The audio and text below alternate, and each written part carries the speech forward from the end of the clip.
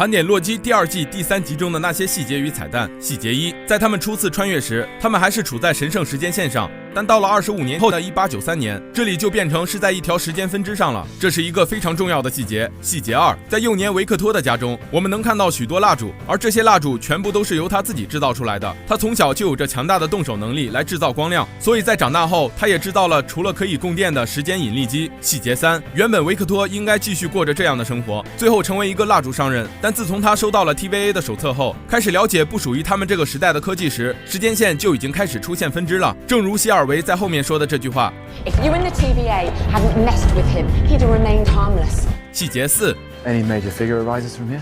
洛基说的没错，这里就是一切的起点。他们背后的这扇窗户正是维克托家的窗户，说不定此时的他还在读罗斯雷尔丢进来的 TVA 手册。细节5，在博览会的中心有着一架摩天轮，而这就是全世界第一的摩天轮。透过这个摩天轮，我们还能看见远方的共和国雕像。细节6，在刚来到世界博览会时，莫比乌斯说出了一串名字：白色之城、爱迪生、H.H. 福尔摩斯。现在我们就来分别解释一下这些名字。首先，白色之城很好理解，这个名字的由来是因为在当年芝加哥的各种建筑均为白色，因此被称作白色之城。而说到爱迪生，就不得不提到他一直所坚持的直流电。在当年，所有人都在用着直流电。后来，一位叫尼古拉·特斯拉的年轻人发明了世界上第一台交感电机。这个发明严重打击了爱迪生的直流电市场，进而开始了著名的电流大战。之后还进行了一系列的商战，具体过程感兴趣的小伙伴可以自行去了解。后来到了1893年，芝加哥举办了世界博览会，特斯拉用交流电点亮了整个会场。在这场没有硝烟的战争中，特斯拉完胜了爱迪生。从此以后，交流电变成了世界上的主流。最后我们再说说这个福尔摩斯，此福尔摩斯非彼福尔摩斯，另一个福尔摩斯是全世界著名的侦探，而这个福尔摩斯却是个极度凶恶的杀人犯。他是美国历史上第一个被认定的连环杀手。在1886年，他从一家药店买下了一块空地，建造了一栋3层的综合性建筑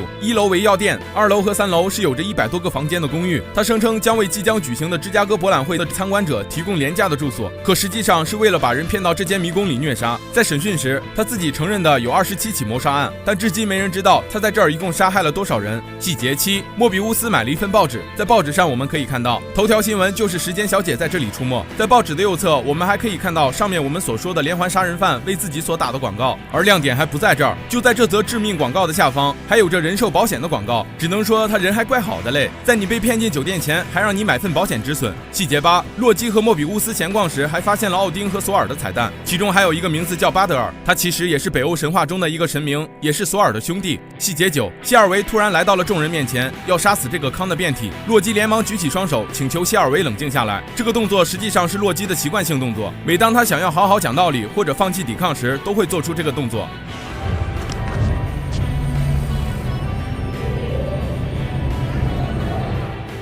而演技精湛的抖森在饰演这么多年洛基之后，也还保留着一些其他的习惯性动作，就比如这个搓手的动作。每当你分不清眼前的洛基是真是假的时候，你就可以根据这个动作判断。甚至洛基在变身成其他样子时，也会下意识地做出这个动作。细节10，在这一集中，时间小姐无疑是给人带来最大惊喜的那一个。毕竟谁也不会想到，一个虚拟 AI 竟也有这么病娇的一面。在此前，我们都认为时间小姐可能只是一个高级点的智能 AI 助手，可直到今天我才发现，她原来比我们想象中的还要强大。首先，它的功能丰富强大，这是显而易见的。其次就是关于它的形态方面，既能回到屏幕里表现为2维形态，又能直接在人眼前呈现出3维形态。而且我们注意，在它呈现3维形态时是有实体的，在它发怒变大时，我们就能看到它扬起的灰尘。细节11，维克托和罗斯雷尔2人，或者说3人，登上了游轮，而导演也是将游轮的名字展示给了我们——克伦号。这可能是在对凯特·赫伦的致敬，正是他导演了洛基第1季，并设定了洛基剧集的大致风格，为我们带来了如此优秀的作品。